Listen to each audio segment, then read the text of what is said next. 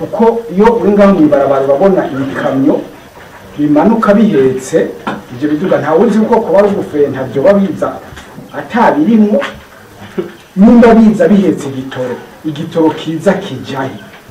hamwe kitariho kigaba kigwa ku magendo kivahe. Murakoze.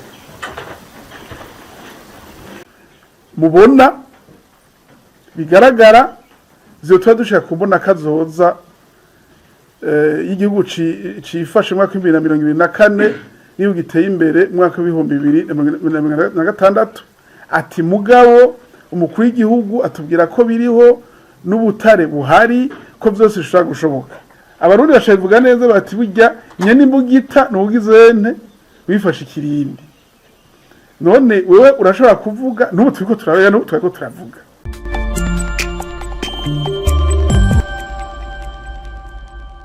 Ariko bwavuye ku ngingo zidashemeye no gutunganya nabi ubutunzi bw'igihugu zibonekeje kuva hagiyeho ubutegetsi dufise uno munsi. Mu gihe ubutunzi bw'ibihugu bivuye mu ntambara bwama buduga bimwe biboneka kuva ubutegetsi dufise uyu munsi bujaho inyuma y'intambara igihugu caciye gitangura kuja mu bukene butagira izina buguma bwiyongera bugasubiza inyuma igihugu n'abanyagihugu. Ikena ry'ibitoro rimaze ikingo kirenga imyaka 2 ni ikimenyetso sindamusiga c'ubutegetsi buriko buragera ku musozo bw'ubushobozi bwo gutunganya igihugu. Inyishu zitogwa zibonekamwo inyungu za bamwe mu gihe ubuzima bw'igihugu cose busa n'ubwahagaze. Urunani Burundi bwa bose rubona ko amatora yimirije adashoboka mu gihe abitoza badashobora gushikira abanyagihugu. Rusavye leta gutekanya izindi nzira zo gushiraho inzego zotowe hamwe ibintu zoguma uko biri uno munsi. Ibintu nyamukuru vyateye ubukene mu gihugu cacu ni giturire no kunyuruza amatungo ya leta, kunanirwa k'ubutegetsi gukorana n'abasanzwe bafasha igihugu hamwe no kunanirwa kuduza umwimbu na cane w'ibintu njabukamazi. Izo ngendo zaramaze kumugaza abari mu butegetsi dufise uyu munsi ku buryo utwigoro twose two kuzihindura atantambwe twigera itera. Utwigoro two kunagura ubutunzi bw'igihugu twarakozwe, aha twovuga nk'indinganizo CSRP1 na CSRP2 ibona kazoza gushika mwaka wa 2020, amahangiro y'ikimpumbi hamwe n'umugambi w'igihugu w'iterambere PND. Ariko ivyo vyose ntaco vyashitseko kubera ubunyonyezi hamwe n'ubushobozi buke bwo gutunganya no gushira mu ngiro imigambi bivuye ku gukumira abahinga batari mu mugambwe uri ku butegetsi. Muri kino gihe hagezweho mbona kazoza y'igihugu cifashe mwaka w'2040 n'igihugu giteye imbere mwaka wa 2060. Iyo mbona kazoza isa niyaje guha icizere abarundi co muri kazoza kugira bibagire amagorwa barimwo muri kino gihe, kuko ata kintu na kimwe gifadika cerekana ko igihugu c'u Burundi kizoba cifashe mwaka wa 2040 cateye imbere mwaka wa 2060. Tubona ko ahubwo atagikozwe maguru masha ubuzima bw'igihugu n'ubw'imiryango bushobora guhagarara mu myaka mike iri imbere. Urunani Burundi bwa bose rurahumuriza abarundi ko buno bukene igihugu kirimwo atari ubwome, kandi ko gwiteguye kuzana indinganizo shasha mu vy'ubutunzi izotuma imibereho y'igihugu n'abanyagihugu isubira kunaguka. Iyo ndinganizo Urunani Burundi bwa bose ifatiye ku ngingo 4 nyamukuru: gushiraho ubutegetsi bufise ishaka n'ubushobozi byo guteza imbere igihugu n'abanyagihugu, kugwanya igiturire no kunyuza amatungo ya leta, kugiranira imigenderanire myiza n'abasanzwe bafasha igihugu, kugwiza umwimbu cane w'ibintu bishoka hanze. Mu gihe ubutegetsi bwananiwe guteza imbere igihugu mu myaka ishika 20 yose, icihutirwa kugira dusubize itoto ubutunzi bw'igihugu n'imiryango no guhindura ubutegetsi biciye mu matora hakaza abashobora kwitwaririka ubuzima bw'igihugu n'abanyagihugu. Abarundi bategerezwa guhitamwo hagati yo kuguma amagorwa barimwo kubera ubwoba no guhagarara rugabo bagashiraho inzego zotuma bagarukana icizere co kubaho neza. Muri kino gihe duhamagarira abarundi bose gushiraho inama nshingamateka yigenga igizwe ahanini n'abatavuga rumwe n'umugambwe uri ku butegetsi, izotuma habaho ibiganiro vy'ukuri hagati y'abasanzwe bari ku butegetsi uyu munsi n'abifuza ko ibintu bihinduka kugira ngo ubutunzi bw'igihugu busubire butotahare kandi dutegura amatora meza y'umukuru w'igihugu yo mu mwaka wa 2024. Urunani Urundi bwa bose rugizwe n'inguvu shasha za politike ziteguriye gusubiza Uburundi iteka n'itekane, guhagarika ubunyonyezi no gutunganya neza ubutunzi bw'igihugu. Rurasubiye kuremesha abarundi ko rushoboye guhangana n'ibibazo by'ubutunzi igihe igihugu kirimwo kandi ko rwiteguriye gusubiza abarundi umunezero batakaje. Abarundi bose bafise umutima wo gukunda igihugu bahamagariwe gushigikira urunani Burundi bwa bose kugira twese hamwe duhagarike kino kiza c'ubukene, twongere dusubize igihugu iteka mu makungu. Igihe co guhindura ibintu cageze, musidukane n'iyonka dushayura igihugu cacu n'ubuzima bw'abanyagihugu. Murakoze. Muri rw'ifaransa naho hamwe mutogwa akabona ntiri mu murongo wanyu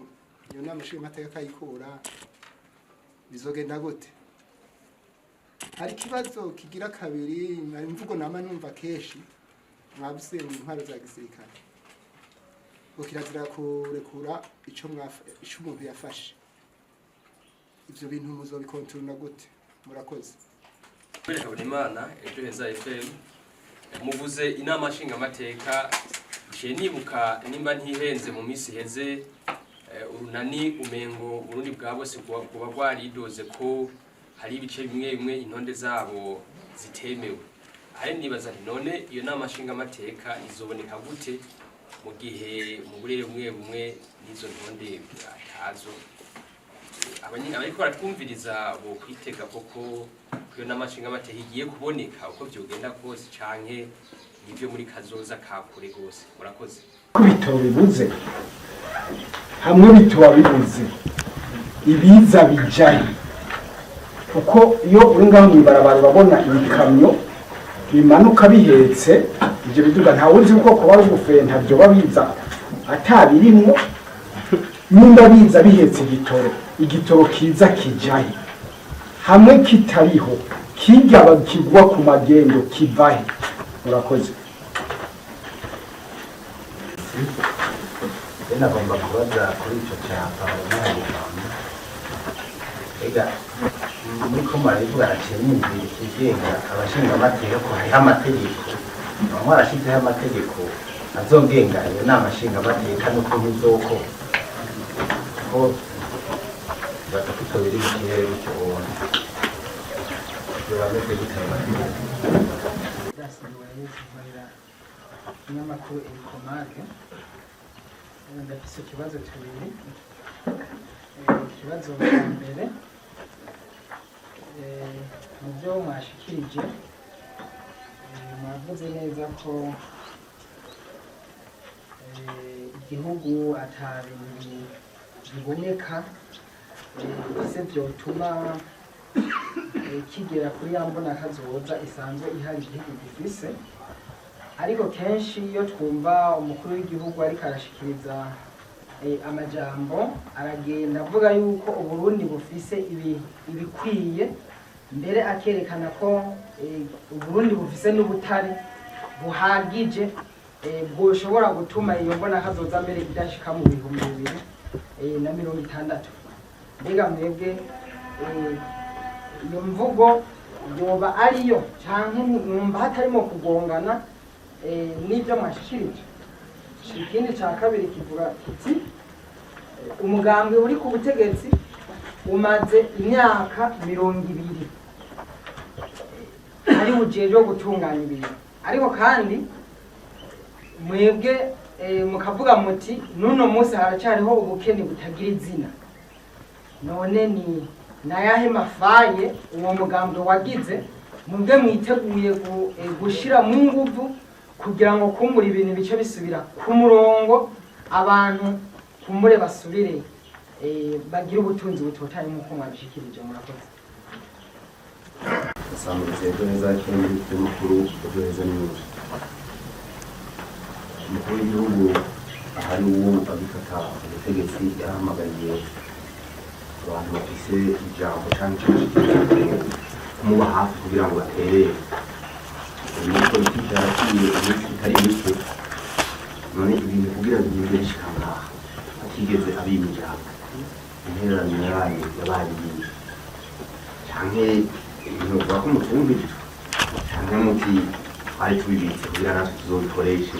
mu matora hanyuma mwavuze sinategeye neza cyane n'umwumvira mpapuro ziri imbere yanyu muri disikuru mwatanze mwavuze muti bizogorana kugira ngo dushikire abanywanyi bacu kubera ata bitoro bihari ati boca baraba abati batashikiye ababo sinzi mwagombye kuvuga yuko boca babaha ibiti kubera mutashikiye abanywanyi ba sinatahuye neza hanyuma bavuze ngo ca parlement independant fata yuko ari ubunani Burundi bwa bose buri hariya kwa Ntare muriteguye gushiraho iyo parlement independant mwebwe nyine mutarimo abanywanyi banya babayobotse n'abaterereye kugira ngo muhashire murakoze bose umenga baza gutora amategeko hamwe nta na rimwe turabona inama nshingamateka ishobora gufata ingingo nguhe intumbero urwego nshingamateka gukorera ko nkuko tubibona ahandi n'abakarorero ejo bundi mwarabonye ko muri parlement Union Européenne bafashe ingingo yuko Union Européenne yofata ibihugu kimwe mu bihugu byo muri Afrika hanyuma Union Européenne la Commission de l'Union Européenne yaciye ikorera ku ngingo z'inamashinga amateka irabishira mu ngiro aho iwacu ntivyigira bishoboka inama nshinga amateka yamiza gukora ivyo yatamitswe n'urwego nshinga ntwaro kuko usanga utwara urwego nshinga ntwaro niwe atwara umugambwe uri ku butegetsi uvuga abadepite benshi ni ukuvuga atanga amategeko hose nizo rero twe tuvuga duti iyo nama twita ko yigenga niyo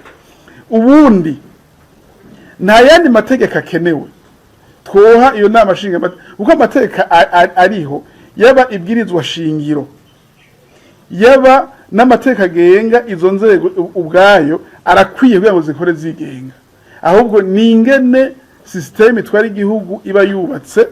ituma bezo n'amashinga amateka dashobora gukora zigenga ariyo nagomba yuko muza gutandukanya sindi parlement iba yubatse ukundi ni nk'iyi dufise mugayo ishobora kuvuga ijambo rikumvigwa itamanje gutamikwa n'ubutegetsi bimwe bita le pouvoir exécutif. Judas yagarutse ku mbona kazoza aravuga ati mwebwe mwavuze ko ata bintu mubona bigaragara zitwa dushaka ku mbona kazoza y'igihugu cifashe mwaka 2024 niyo giteye imbere mwaka 2026 ati mugabo umukuru w'igihugu atubwira ko biriho n'ubutare buhari ko byose bishobora gushoboka aha rero nabwo dutandukanye ibintu kama byoshobora gutuma dushikayo biriho ahubwo ikibazo dufise tubuze abashobora kudushikanayo nta butegetsi dufise bushobora kudushikana ku mbona kazoza y'igihugu giteye imbere mwaka 2026 cifashe mwaka 2040 kuko iyo twari dufise ubutegetsi bwiza njya no gushika ntitwoshitseyo kuko ibiduteza imbere biriho rero ibivugwa n'amajambo muga twe duha dukeneye ibintu bigaragara wewe wombwira abantu gute ko bagira ngo bazove baba appui emergent n'igihugu giteye imbere mu gihe utagira n'igitoje kwiyunguruza mu gihe amahinguriro atari make yugara ayandi umusaro wawo utera usubira inyuma mu gihe bo nyene baririmba kuva ku murango gushika mw'ijoro iminsi yose yuko bamunzwe n'ibiturire n'ukwiza amatungo nabo umva badushikana hehe mu ncamake rero ivyo duteje imbere biriho ahubwo dukenya abantu badushikana imbere ati none umugambi uri ku butegetsi niyo mwavuze utunenge canke ibinenge wagize mwe muzokosora n'ivyahe twamaze kwidondagura ubu butegetsi dufise uno munsi nawe ukumviza ubona umukuru w'igihugu burimwe abantu bagira ibiturire naho n'umukuru w'igihugu agahanura amaze imyaka hafi 5 ahanura ntibumva icambere nico ni ubutegetsi bwubakiye kugira ibiturire nta kindi je nabanibaza ko niba ari mu 50 kandi kazi bakora baba ariko barimvira ati mbe muri dosiye nkura mwangahe muri inkura mwangahe muri inkura mwangahe abo cyabe tubuze nico icya kabiri kandi kikanakomeye dufise ubutegetsi bwa gisirikare ubutegetsi bwa gisirikare rero ni ubutegetsi budakontorwa n'abanyagihugu ahubwo nibwo bukontorwa abanyagihugu ni ukuvuga ntibutamikwa ijambo ubwo butegetsi buranagoye wanashaka muri Afrika seho buri honyene no mw'isi mugabo abandi bene ubwo butegetsi bafise umuntu umwe akontorora abantu bose agashaka gushira abantu ku murongo bose ubwo dufise uno munsi umva umukuru w'igihugu aguma yamira mugabo adafata ingingo abantu yamira ntibamwumvira bikananira ko bashaka ku murongo twebwe rero dushoboye ubwa mbere twebwe ubutegetsi ni ubutegetsi bw'igisivile uzaburi sukontorora abanyagihugu kuko hajya abahinga bose baremeza ko ivy'ubutegetsi kugira ngo ukore neza n'imiburiburi nuko ufise ishaka ryo gukora neza canke nawe ukabutinya igitsure c'abanyagihugu iyo rero udafise iryo shaka ntutinye n'igitsure c'abanyagihugu kaba kabaye twebwe naho duhagaze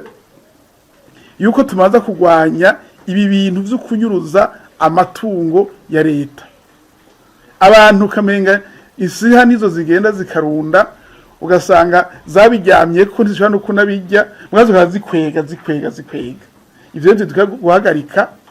twebwe bizoba vyoroshe yuko dukoze nabi abanyagihugu badukura kuko abo ntivyoroshe ko abanyagihugu babakura ko yaza bine navuze nibaza ko amatandukano yakomeye cyane no ndafata nayo hanyuma Mathias ati none umukuru w'igihugu yabwiye ko muterera none mwaramutereye canke ntimwumviwe canke nta mwaravyukiye muzobikoresha namwe umugabo witwa Lenine yanditse igitabo avuga ati nta muntu akontorora ubutegetsi arabufata mu gifaransa avuga ati on ne contrôle pas le pouvoir on le prend abarundi bashavuga neza bati burya nyene imbugita n'ubugizene wifashe ikirindi none wewe urashobora kuvuga n'ubu turiko turavuga mugabo ko atari kubishira mu ngiro twarahanuwe ubu butegetsi dufise uno munsi bwahanuwe na opposition buhanurwa na société civile buhanurwa n'amashirahamwe mpuzamakungu buhanurwa n'abahinga baba mu gihugu nabo hanze bwaranse kumva twitwa tuvuga duti umutu usigaye no kubukura hakaza ubundi bushobora kumva impanuro buhabwa yabushoboye gutunganiriza abanyagihugu rero ari kuvuga twari twaravutse ari kuza kubwira abatagomba kumva nta kundi biri bugende uri waje ikindi kibazo kijanye na kimwe ca parlement independant ko nacishuye ni independant muri structure ni independant mu mikorere sinzi mwe ko murakwirikirana amamenyesha makuru muzokwirikirana izina mashinga amateka nkizo muri Kenya canke muri Tanzania n'abashinga amateka bigenga badakorera ku gitsure c'umukuru w'umugambi uri ku butegetsi cyacu mu kwigihugu ntibatinya kuvuga ico biyumvira bajya rero hari akandi kantu k'impinyanyuro nako nyene zaba dushika ko mu misi iza barafise impinyanyuro idasa n'iyi wacu bajya ntibatogwa ku mariste bloqué umushinga amateka aratangwa n'umugambwe mugabo akagenda kitsa kwiti ciwe nyamba danda zinka nyamba girane wewe no musi uri tete de liste nawe ugenda ugasinzira ukagona umugambwe wawe utowe usanga watowe ni ukuvuga nta migambi yawe abantu bazi iyo umugambwe wagushizeho mugabo umushinga amateka yatowe yitoje giti ciwe agenda abwira ati jewe mu ntara mvuka muhevye nemeye keneye kwishira mu ngiro c'est ce genre de parlement tukeneye apana abantu bandiyo bwana batonda baragusa ku munsi uhera n'ukwezi guhera ngo baronke amafaranga atacura muri abanyagihugu nibaza ko mu kirundi nogarukiriza aha naganje mu gifaransa mako mbonye ubundi ariko arabaza reka ndaza kuja mu gifaransa icari mwego hari inyuma